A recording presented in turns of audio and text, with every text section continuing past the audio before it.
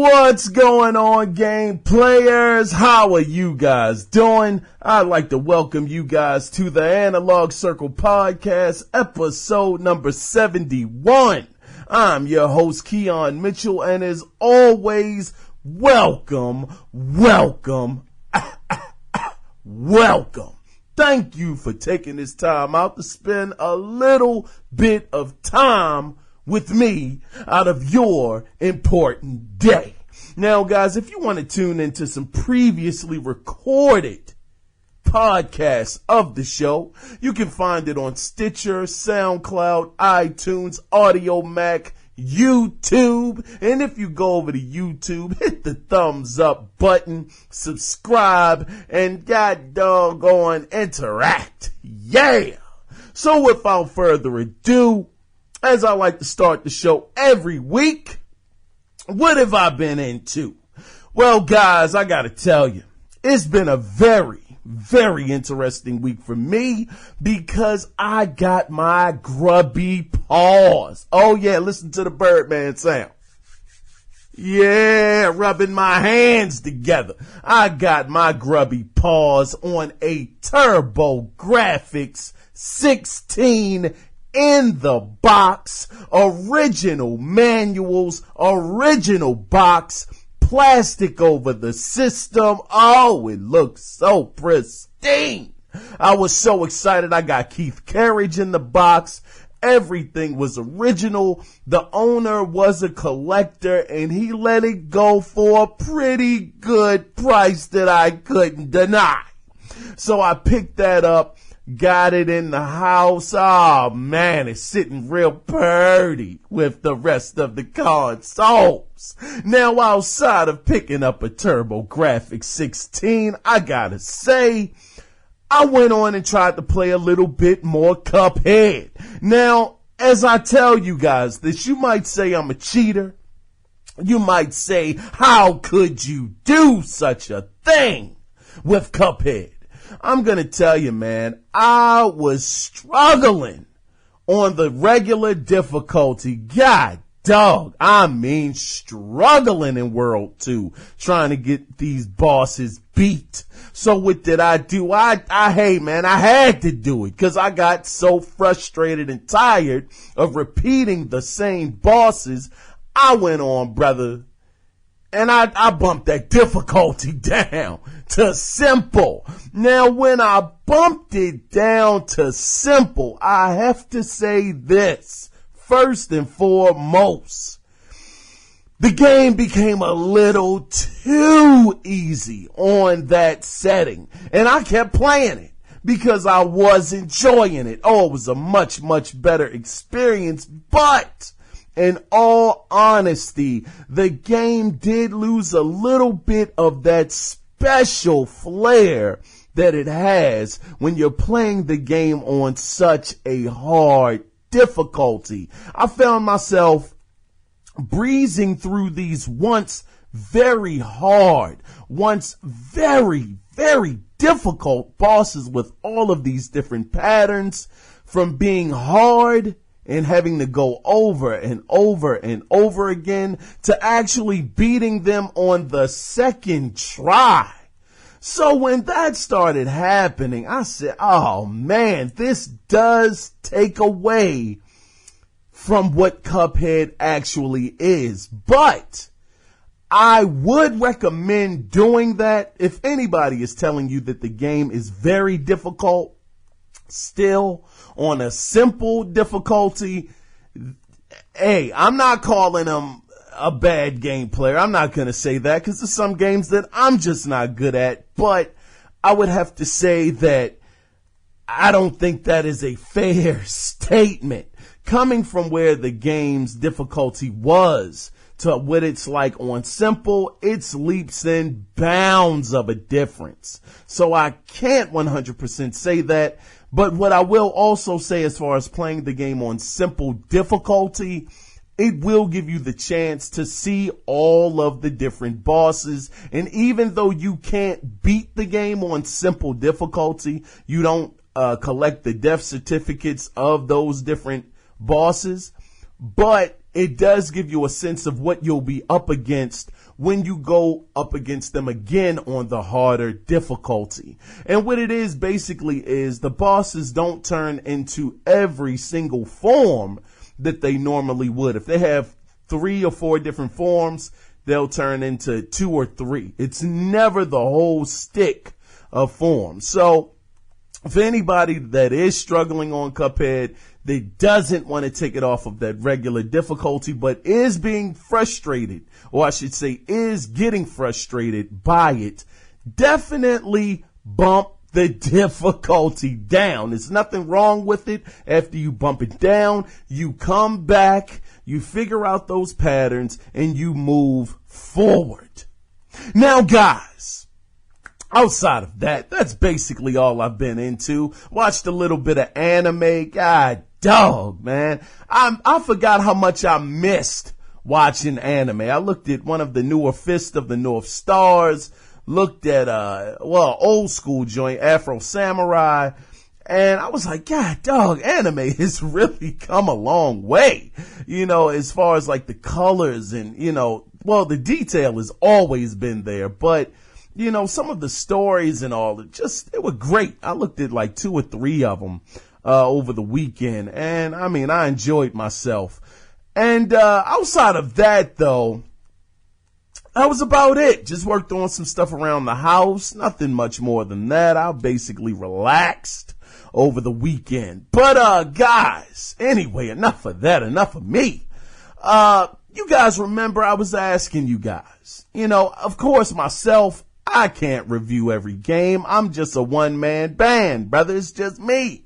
And I was saying, listeners, come on, either email the show, call in to the show at 443-261-4607 and leave your reviews of a game that you think is worthy, or whatever game you're into that you think needs some daggone notoriety.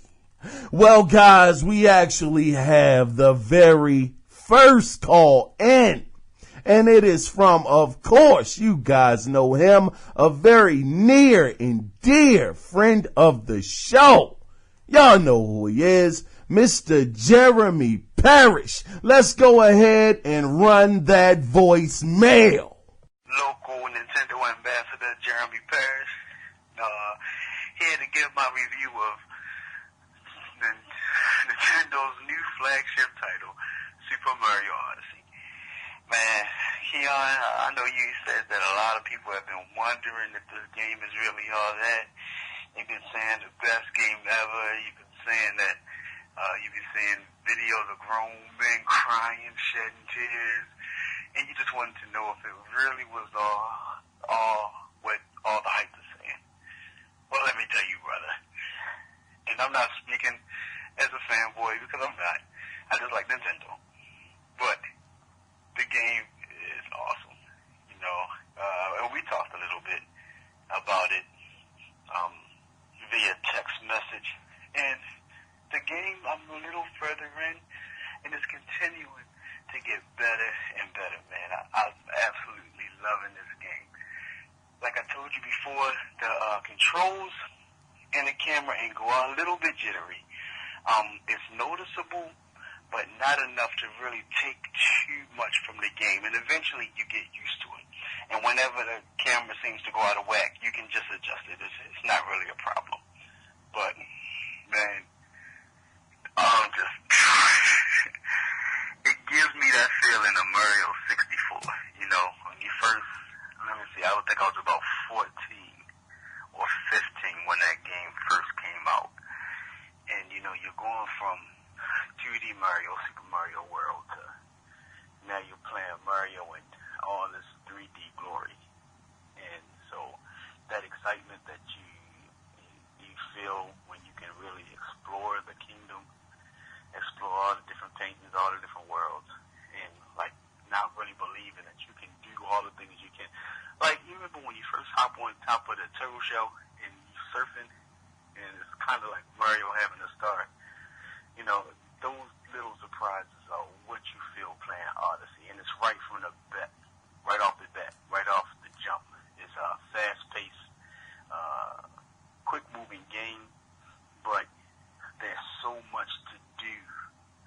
outside of the main story. It's easy to get sidetracked. And the way Nintendo programs their games, you see so many different quests in so many different areas, and you're wondering, can I actually get over there?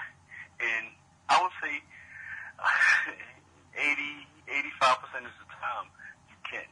There's always a secret, something around the corner, literally. So I'm just saying, I'm still playing through the game. The game is awesome.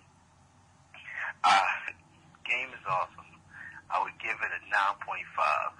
Taken away only because of the controls and the camera angle being a little jittery. But if that was perfect, everything was right on point, easily a 10. Definitely a contender for Game of the Year. Man, the game is awesome, man. Anybody that got a Switch, gotta pick it up.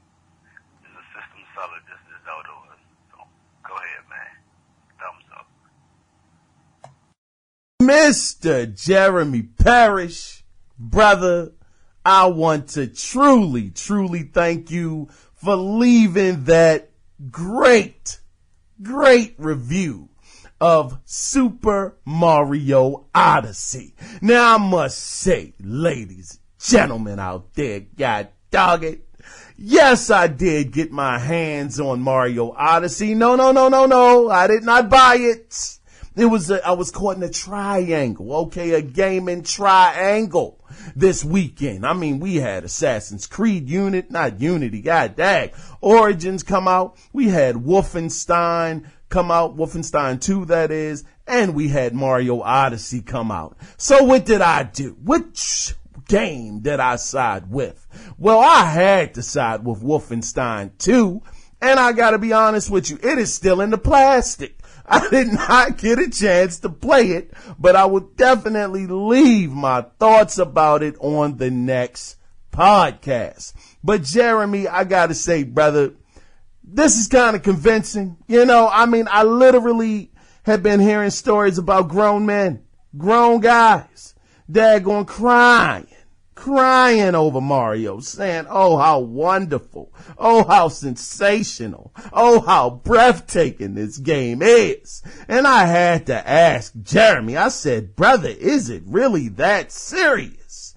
And of course, Mr. Jeremy Parrish feels the same exact way.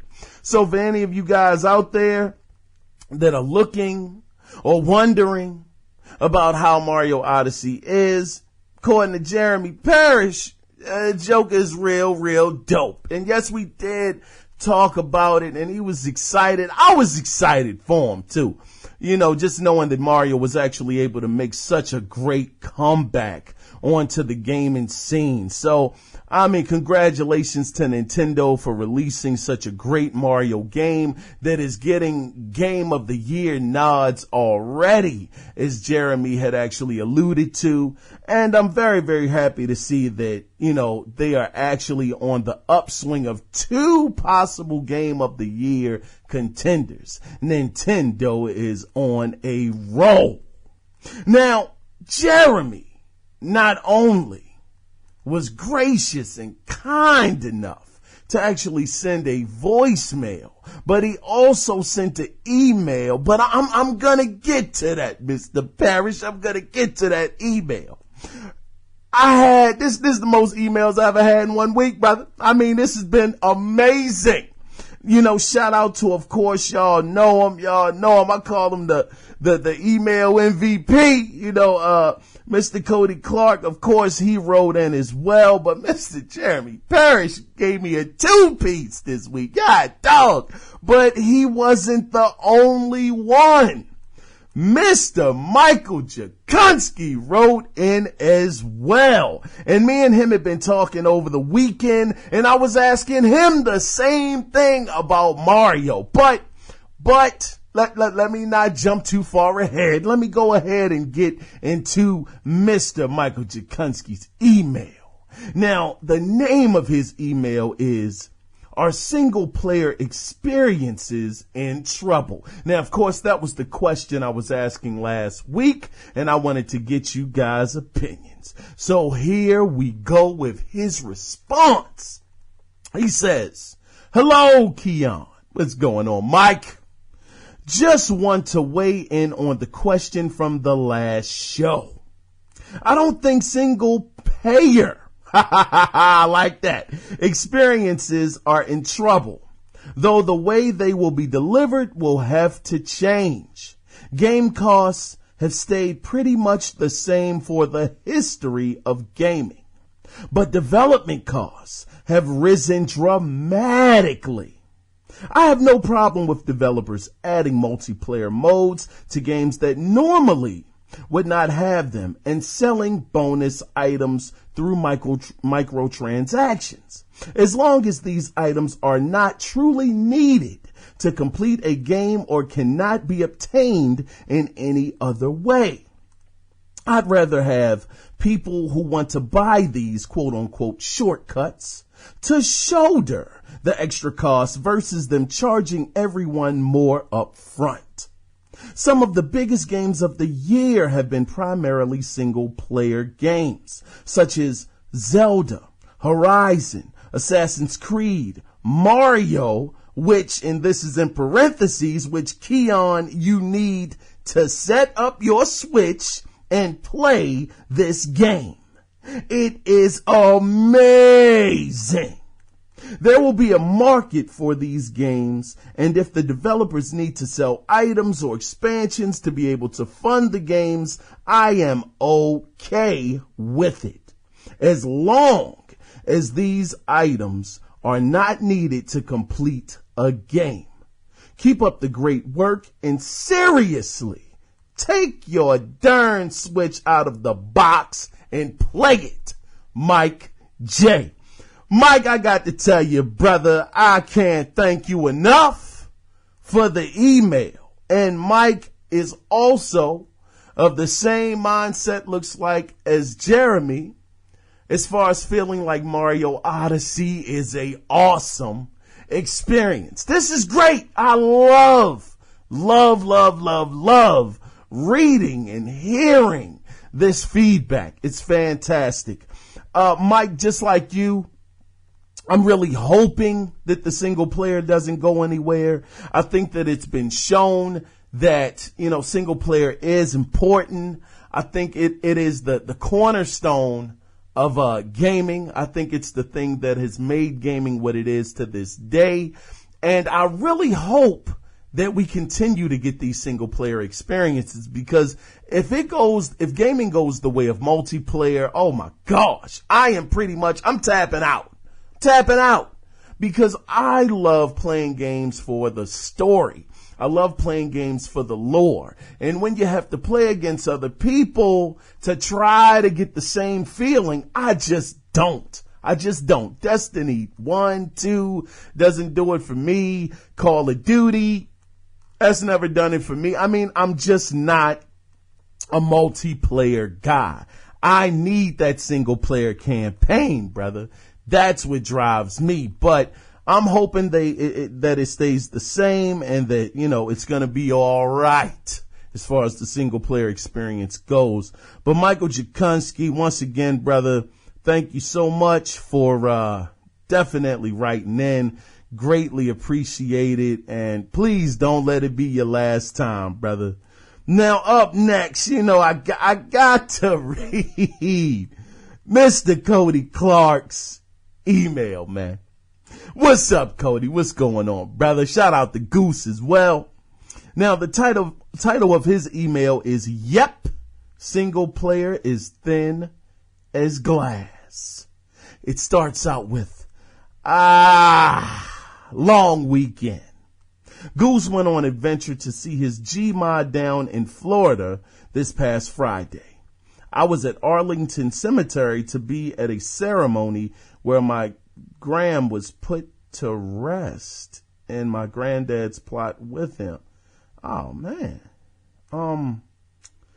Let me continue. Golly, I'm very sorry to hear that, Cody. He continues to say, I almost never go to DC, but I sure spent a lot of time there this weekend. I wanted to say something clever about single player games, since that was your question last week. And The more I look at mega publishers, it looks like they are becoming more uncommon. But Bethesda is churning out single-player games, and there will always be indie devs that see a hole in the market and prove that focus groups and executive incentives are not really that keyed in. In a way, this reminds me of Microsoft's quote-unquote race to the bottom. Sorry about that. I didn't mean to laugh, man. Fear when they changed their pricing to $3 to $2 to $1 games, or rather find what the biggest money maker is doing. Pull it apart, add your team's trick, throw a new coat of paint on it, and go. This means I expect to see a PUBG Minecraft clone in 2 to 4 months. And it will sell like gangbusters. So yeah, I don't even know where I am going with this. Hope you have a good week, K. Signed, Cody. Cody, on a serious note, brother, I truly want to send my condolences to yourself as well as your family for the passing of your grandmother. I am very sorry to hear that. I'm sure you guys had a lot of great memories together, a lot of great times, and definitely my condolences. Also, once again, Cody, thank you so much for the emails that you send, brother. They are greatly appreciated. And you definitely made a great point when you talked about the indie scene. We definitely have them to fall back on. I mean, indies are getting better. They're getting bigger. Graphically, they're looking like top tier B plus titles nowadays. So the indie scene isn't like, is far down of a downgrade as they used to be. I mean, Ori and the Blind Forest is an amazing looking game. I mean, beautiful game.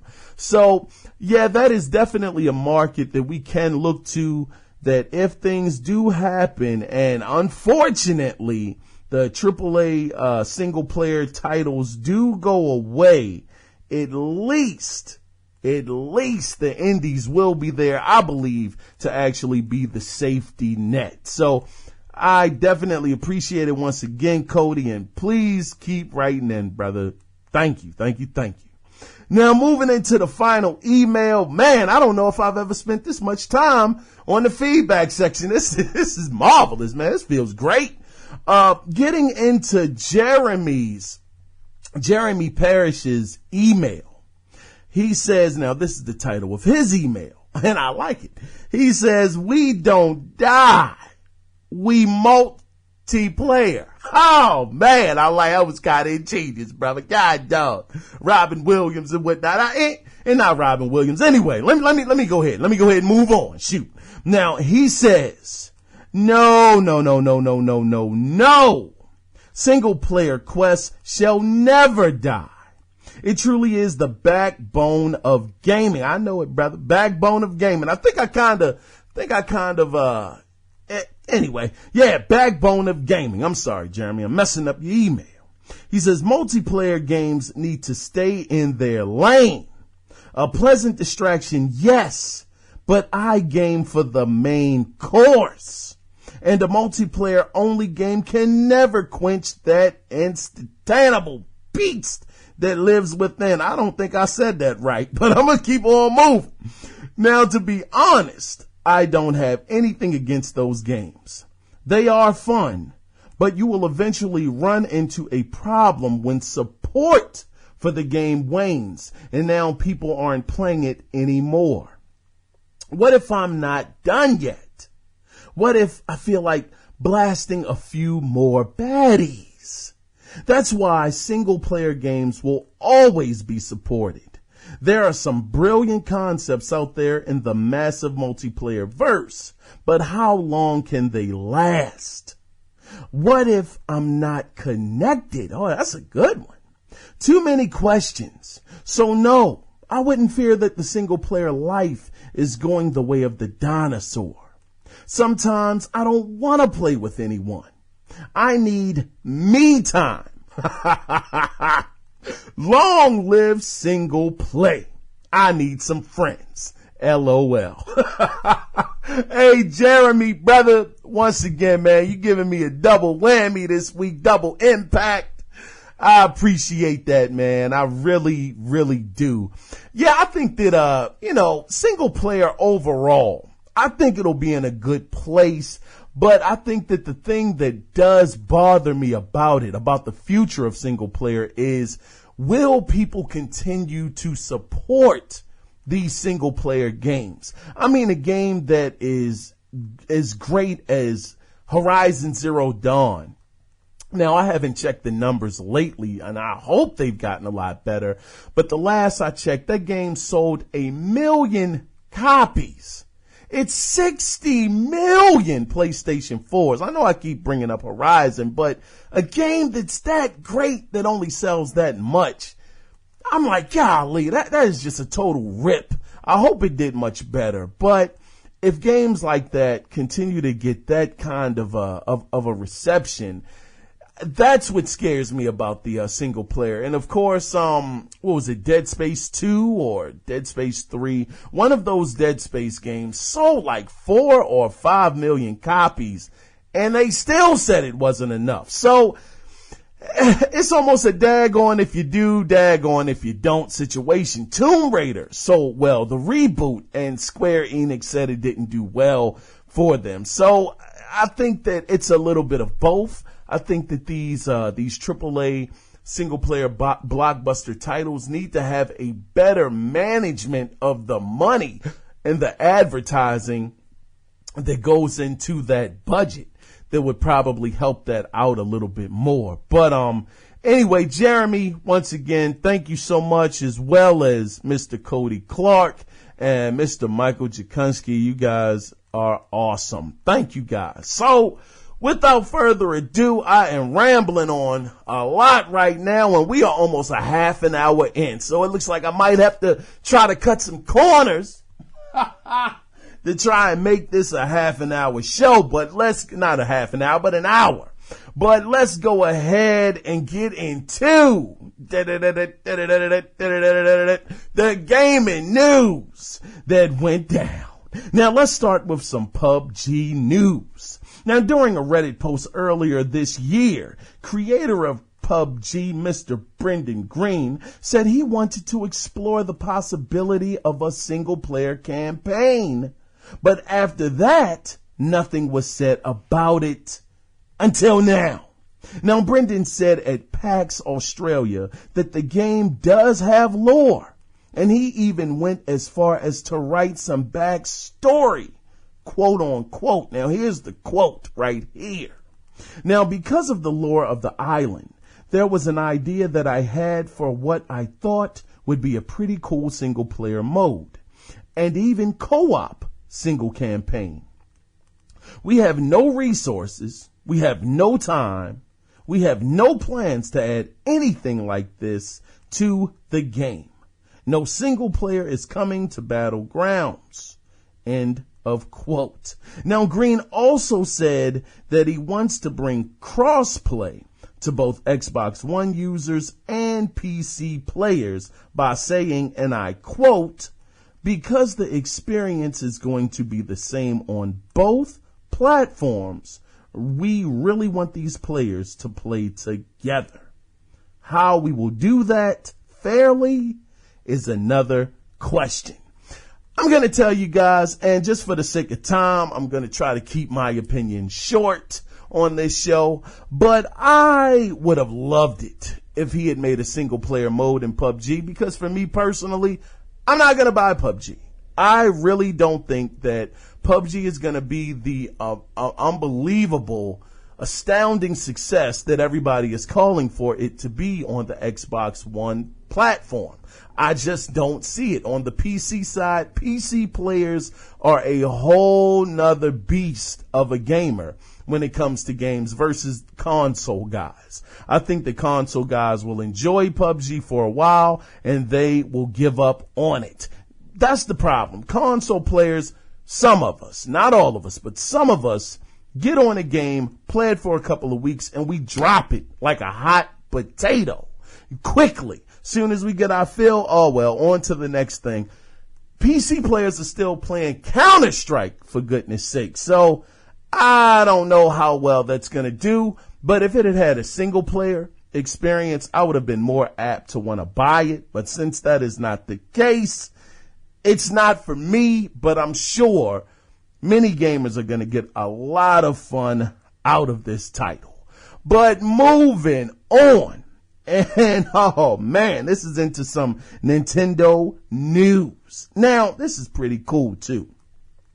If you prefer to play your Nintendo Switch games with a GameCube controller, then you will be happy to know that the 4.0.0 Switch update enables the Wii U GameCube adapter and full controller support. Now here is the official quote from Nintendo President Reggie Fils-Aimé, and I quote, "In our latest system software update, it enables third-party peripherals to work on Nintendo Switch.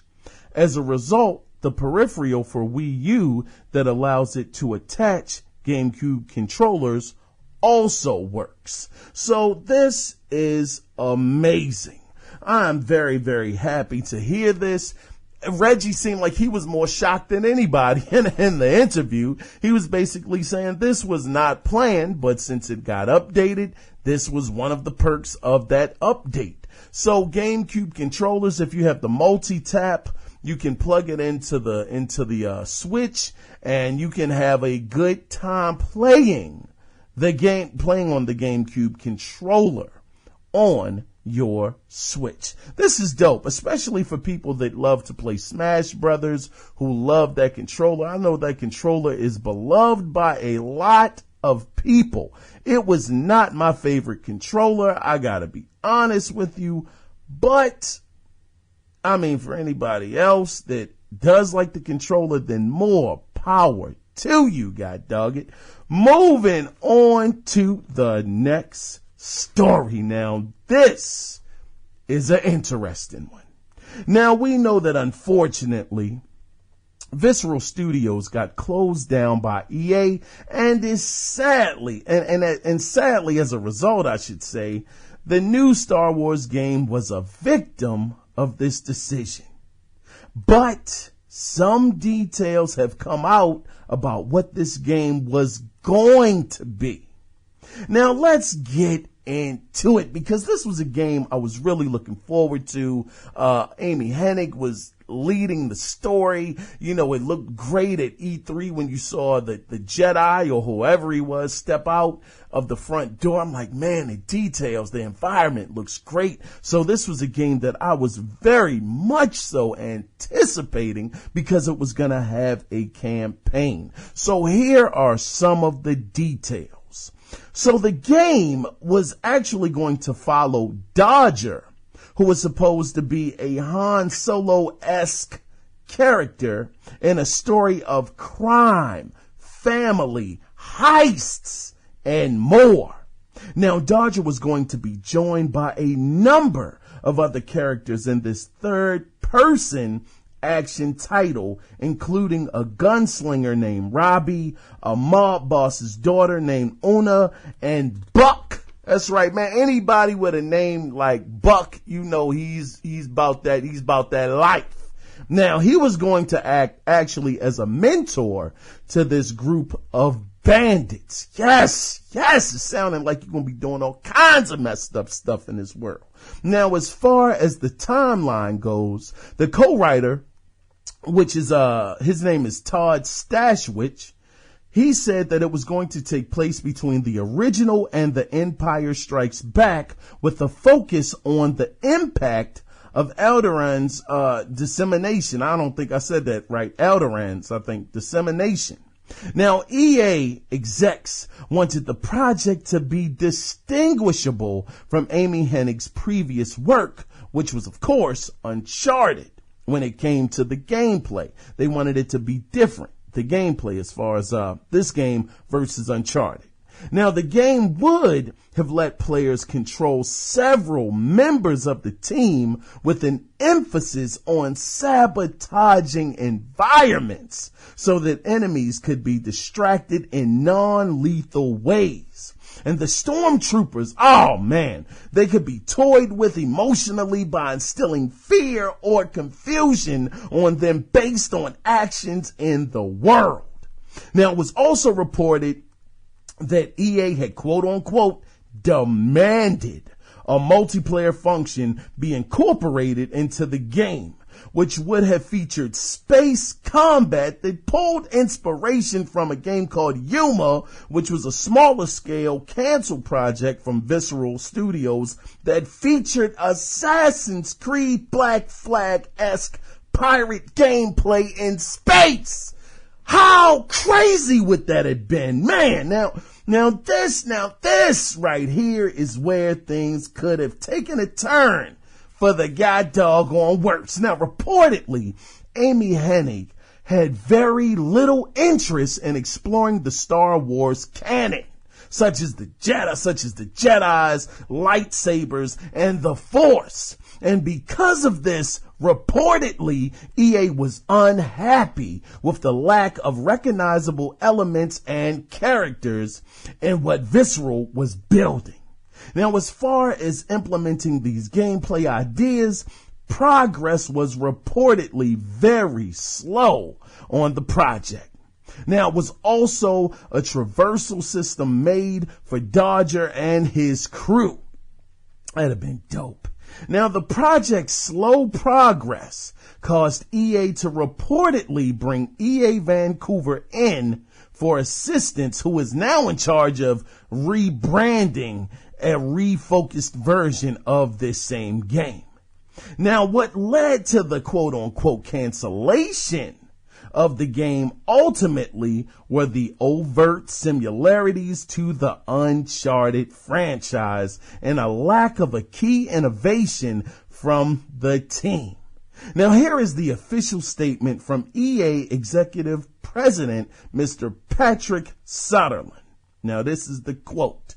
He says, "We will always look at every way we can keep working on the ideas, and we did a lot of things. But at some point, you have to be honest with yourselves and realize that we're not going to be able to get to where we want to be." End of quote. So, God dog, this is a lot to unpack. I mean, this game seemed like you were going to be holding up people. You were going to be pulling heists. You were going to be able to switch to different characters on the fly. You were probably going to be collecting bounties. You know, you were going to be out there having Assassin's Creed kind of pirate boat starship fights, man, in the goddamn galaxy. I mean, this really sounds like they were really going for almost an M-rated kind of vibe with a Star Wars game, and that has never, ever happened. So, this seemed like this was ripe for a great story. These different characters coming from these different backgrounds. You know, you got a mob boss's daughter on your squad. You know, you got a guy that's, you know, trying to oversee all of you guys. And you would possibly be able to switch between these people that would probably have had different kinds of powers and abilities or something to bring to the table. It almost sounds like she was going for like a Grand Theft Auto 5-esque kind of gameplay element. Kind of like being able to switch to this character on the fly, that character on the fly. Maybe it would have worked like that. Maybe it wouldn't have. But it seems like this project was having some problems. Amy Hennig, for one, didn't want to respect the lore. She didn't care about lightsabers. She didn't care about the Force. She didn't care about Jedi's, which are like three big key elements to any Star Wars movie, game, anything Star Wars will just associated. So it seems like that was a split right there. And then them not being able to give the game its own identity outside of Uncharted, giving it something that, Uncharted didn't have. It seems like that was another snag. And the last snag seems to be that it was just taking way too long. And as the president of EA said, sometimes the executive president, I should say, he said, sometimes you just got to know when to cut it, man. You got to know when to cut your losses, walk away, say, frick it. We lost on this one. Try to get it the next time. Seems like it was kind of similar to Scalebound to a certain extent. Scalebound was taking a long time. Progress was real slow. Didn't seem like the game was going to come out to be anything great. So Phil Spencer, he cut it, sliced it up, diced it, threw it to the side, and it was over. So it seems like that was the same situation here, but hopefully EA Vancouver will be able to recover this game, make it something great, make it something special. I know they're starting to go to the multiplayer side a little bit more with this game, but this single player, it really got me pumped up of what could have been. I don't know. I would love to hear what you guys think about this, but dang, the Star Wars game that never was. Oh, R.I.P. Dang. Moving on to the next story. Now this is GameStop. GameStop, they getting hungry, brother. Oh, they feeling like Pac-Man out here. They trying to eat and connect the goddamn dots to stop becoming a ghost out this mother loving. Now listen to this. Now GameStop is starting up a new program that is entitled Power Pass, which is a rental system where customers will get unlimited access to pre-owned games for $60 for 6 months. Is this a bit of a punch for Microsoft's Game Pass? It kind of sounds like it's on target with the same price rate, right? Anyway, let me continue. Now, as long as newly released games are traded in, you will be able to rent games like, I don't know, what comes to mind? Mario Odyssey, Assassin's Creed, heck, Wolfenstein. You'll be able to rent those out. Now listen to this. This is kind of a cherry on top. Now after swapping out and beating these different various titles for the 6 months that you have this membership, you can actually keep the last game that you rent off of the service forever. I'm going to tell you, man, GameStop is not going to go out quietly. These mother lovers are going to swing. They're going to bite. They're going to kick. They're going to elbow the whole way out the door. These jokers will not let this daggone thing go, brother. They are not trying to get out of the gaming industry. GameStop, to me, it's definitely nothing personal with me and GameStop. They've done nothing to me personally at all. But it seems like GameStop has been, not even just GameStop, but, Electronic Boutique back when they were doing it, Funko Land, any of these places where you can trade in the games and buy used copies. It has been a bit of a thorn in the industry side because you have options, and options are good. But those companies, of course, they don't get any money off of the used copies of the games that are sold. So with what GameStop is doing, I got to give them credit, man. This is a really darn good deal. And the thing about the Game Pass on the Xbox is you're only limited to getting games for the Xbox One platform. With this, you can get games for the Switch, you can get games for the 360, you can get them for the PS4, PS3, Xbox One, Xbox One X. The list could go on and on. Wii U, if they're in stock as well. This makes all of the sense in the world for GameStop to do this. Now, how this is going to affect their bottom line, I don't know, because they are a company built off of being able to have those traded in games be resold and get the profits off of them. So with them actually doing this, is it going to cut into their profits? I'm sure it's not. I'm sure they wouldn't have come up with this idea if that was the case, but this is just another clear-cut sign that the industry is going more and more digital, and GameStop is doing everything they can in their power to make sure that they can stay open. That's it. I can't say it any more elegant than that. Just keep the doors open, man. And these are people's jobs that are on the line. So I definitely don't want anybody's job to be affected by anything like this. But this is where GameStop is. Let me know if you think this is a good idea. You can call in 443-261-4607 or leave your feedback at, of course, the Analog Circle Podcast at gmail.com. Anyway, shameless plug. Back to this daggone news. Moving on. Now, in Hellblade news, this is great news as well. It looks like, according to Chief Creator Director at Ninja Theory, I'm gonna butcher this brother's name, Tamim Antonitis. Oh man, I hope I said that right. Antonitis. Anyway, let me move on, goddarn. Okay.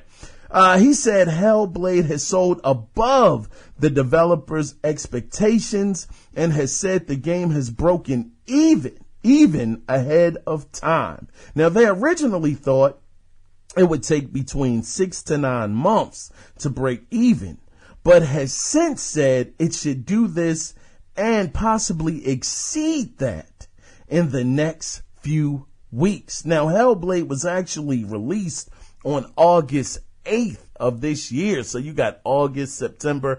That's just been a little over 2 months, going on 3. So yes, they have cut that wait time down by literally 50%. And I think this is such a great motto with what Ninja Theory did. They actually self-published this game. They only made it available digitally. They may come out with a physical copy eventually, but initially it was a digital release for $30. And this was a AAA looking game as well, where, the visuals were definitely something beautiful to look at. So this was a AAA game for a budget price, which, here we go. We can get into it just a little bit more. I'm sure that the advertising budget wasn't huge, wasn't exploded all over the place for this. And the name and the game got out there to the public. And as a result, they are able to break even in 50% less of the time than they were expecting. So maybe with this being such a success, maybe other AAA developers will follow this model. And they even said that they want to print out the actual numbers so that these other developers, and they were talking about the developers. I don't know about the publishers, but the developers could actually see these numbers and see the way that they did it. So it could be a model for them to follow. So congratulations to these guys. Ninja Theory has made some amazing titles over the years. One of my favorites being Enslaved, such an underrated and underappreciated game. And I'm just so glad that they were able to reach their goal so fast. And that just goes to show that if you have a great game, you don't need a big budget. You don't need a $10 million budget to get the name out for your product. All you need to do is have a solid product that's at a very good price. And that's the same thing with Cuphead. Cuphead, $20 game, but such a fantastic value for the money. Moving on into some Mass Effect news. Now, for those who want to finish off the storylines of Mass Effect Andromeda, you will be able to do that.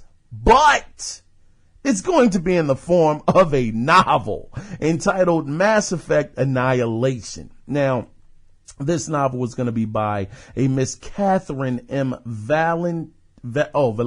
Sorry about that.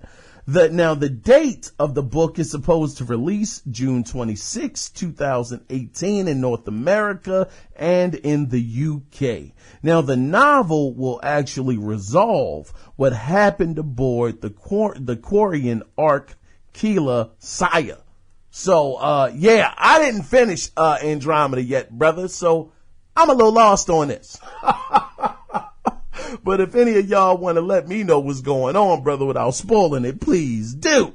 But anyway, moving into some more Nintendo news. Now, I'm going to try to shorten it up. We're about 10 minutes left, so let's see if I can do it.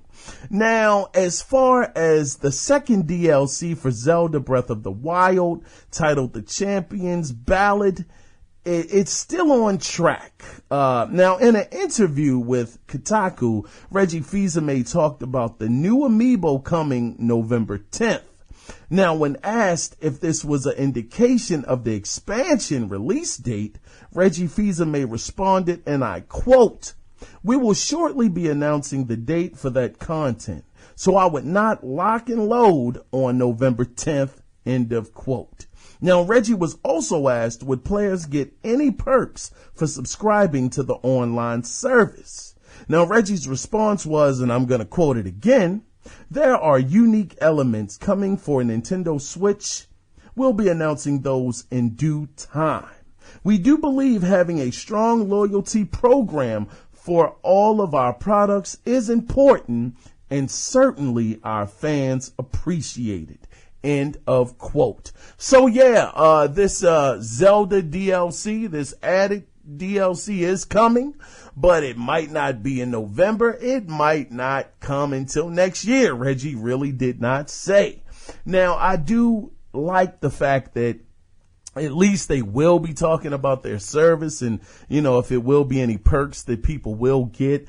I just hope that they make the classics available, man. I just hope that you can pick 2 classics, maybe 3 a month. And, you know, after you finish with them, you got 30 days to play them and they rotate them out, or you can keep one on standby, you know, that may take longer. But, you know, I'm hoping that they give some kind of perks with this. What kind of perks they would be, I'm not sure, but, you know, we'll see what happens. I'm just glad to know that Nintendo is at least trying to do something with the service this time out. Now, also, he also stated that Netflix is still coming in the future, but once again, you know, it's similar to the Zelda DLC. It has no release date and not even a release window. Now, moving into some Target goodness. Yeah. Now, Target is offering a buy 2, get 1 free video game deal. But unfortunately, god dang, this is so fitting. The Switch is actually excluded. Switch games are excluded. Now, this deal also includes pre-orders on games as well. So if you don't mind waiting for a release of one of your anticipated games, you could have it on the back burner. Now, you can also choose to order online, but in order to get a free shipping on that order, you have to spend over $35. Now, also, this deal is good on board games as well. So if you want to pick up Assassin's Creed, you want to pick up Street Fighter 5, I don't know where that came from, and you want to pick up on Risk or Monopoly, you know, they're going to take the cheaper one and they're going to make that one free. Now, if you actually get, you know, a game that's 60, 60, and 60, they're going to just take the $60 off of the third game, the last game. So, yeah, you'll be getting one free. Buy 2, get 1 free. I love it. Now, yeah, this is just a quick piece of Call of Duty World War II news. Now, according to a source that goes by the name Charlie Intel, if you get an early copy of Call of Duty World War II, it will not be playable. You know, not even the single player can be played because you have to access it. You have to access the disc with a patch. It's a patch you have to download to actually be able to access the disc, the Blu-ray disc. So don't fall into the trap. It'll be out, this Friday, I think. So don't, just be patient. If you pick it up, you're not going to be able to play it anyway. Just relax, until the third. And that makes sense. Could be possible spoilers. Some of the story could get out, whatever. But once again, Call of Duty World War II, it will not work early as far as single player and multiplayer. You will not be able to play it. Now, moving on. Now, we know Black Friday is coming, and that usually kicks off the holiday rush. So, of course, a Black Friday leak did come out. And what store is it from? Well, it was a Kohl's flyer that has the PlayStation 4 being sold at $199. But it's also been reports that the Xbox One S may try to undercut it at $189.99. Heck, man, I ain't gonna lie. I saw Xbox One S and a X at Best Buy over the weekend, and the S was at $179.99, and it had daggone Forza 5, not Forza 5, but Forza Horizon 3 and the guy doggone box for $179.99. So I don't know what they're talking about, but it should be interesting. If they're undercutting them by a guy daggone, that'd be $20, man. That's something else. That'd be pretty daggone dope. But either way, this Black Friday is going to be great. I will say, I was looking at the Xbox One X, and I'm scrambling for words. That's why I'm saying, I don't know. Xbox One X looks the exact same size as a S, which is incredible. Let me move on. Now, in Sony news, Seagate has officially released a 4 terabyte external hard drive for $130, and it is compatible with any generation PlayStation 4 as long as you're running system software version 4.50 or higher. Now, I have this same hard drive, the same Seagate 4 terabyte hard drive on my Xbox One, and I have to tell you, if you're like myself, this is a doggone must-have for a person that has more than 3 games. I'm going to tell you, I've had up to 30 games. Well, not 30, but I've had up to 28 games on there at one time, and it's only taken, 31% of the hard drive, 31%. And some of those games have like 60 gig doggone uptakes on them. So I would definitely highly recommend this. $130. That's a little cheaper than I got mine for. Mine was $150 close to about a year ago. So yeah, the prices have come down, and this is a must have. The Seagate is very, very good. It's been very reliable. I've had no problems. It's plug and play. It's a very, very great external hard drive. Now, moving on into some quick shots. Microsoft killed off Kinect, so the peripheral is discontinued. Now, Need for Speed is coming out November 10th and will feature 78 cars such as the Aston Martin DB11, the BMW M3 E92, a Buick GNX, a Lamborghini Diablo, Mercedes AMG A45, etc. I'm gonna move on from there because daggone time is daggone clicking. Oh shoot, I don't think I'm gonna be able to do it. Now, for any PS4 owners that may have been looking forward to playing Max, The Curse of the Brotherhood, it will be available on November 10th. Now, it will be available digitally if you want to get it early on November 8th. Oh, matter of fact, that is the end of the gaming news. Whoa! I god daggone did it with 2 minutes to spare. It is not gonna be a video game theater this week, god dog it, only for the sake of time. Now, of course, this is the section of the podcast where I ask you guys a quick question, and I'm gonna make it doggone quick. Now, the question I want to ask you guys is this: does Microsoft give up on new IPs too quickly? We know that Sunset Overdrive, Insomniac, they're looking for a publisher for Sunset Overdrive 2. You would think that Microsoft would be jumping all over this like a cheap suit. Oh no, but they're not doing it. They are not doing it as of yet. It wasn't a big success, but goodness, I had that game and it was a sensational game. So I want to know from you guys. You know, Rise, we're never getting another Rise. We're not getting another Quantum Break. None of those games. I want to hear from you, the listener. Does Microsoft give up on new IPs too quickly? You can call in with your response at 443-261-4607, or you can leave it by email at the Analog Circle Podcast at gmail.com. Once again, ladies and gentlemen, to my gamers out there, to my G's and my OGs, original gamers and gamers, you guys take care, and remember, it is not about the console, it's about the games. You guys take care.